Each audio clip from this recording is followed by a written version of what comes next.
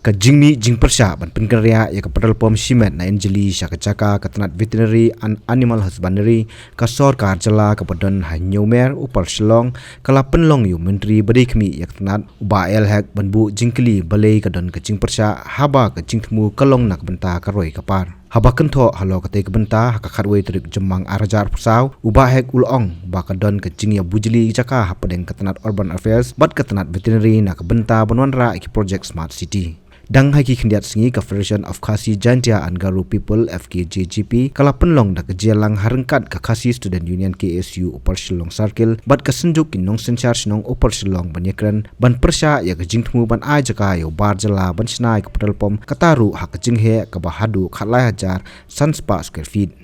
kumul PUI menta hasor Shillong ngajongi hapo megalia ngajongi ka jing khapnya ka traffic congestion ngalong palatan dia nomor ba ngi ong baka sarkar dengan dengan smart city project. Ke smart city project ki ong bangi don kam machna ya kini ki flyover. Kini ke flyover ke banwan nanti gari kana banwan nanti na po jiking umsupi ke ban pensuk ya ki jenglait dongwan ki pajba. Dia namta ke development kini ke jakar ki pan nangi na po ngi mar mengi veterinary department garun ke jakar ti po nyomer ti ke urban affairs department ke ong yangi bangi don kam ban ajaka ban exchange no ban pegeria no ya kini ki perlu ko.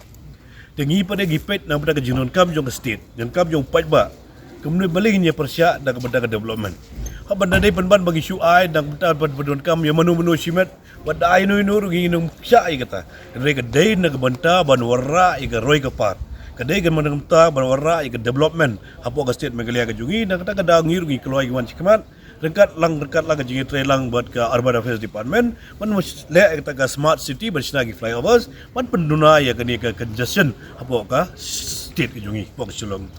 state city ke jungi ash kirushima kata kami itu kecil syak balik ke sarkar editnya kirushima kimet kalau gumne gi exchange ke jaka gada gede bebat basyu ai gum tu kam exchange ke jaka ngaru sui hap kata tambah gila keleng gitu ke jaka like exchange kalau bagi exchange dia cakap PPI kena jaka ngi IT jaka kena exchange yang bagi custu cuma mereka urban affairs kena berkhot dia through urban affairs be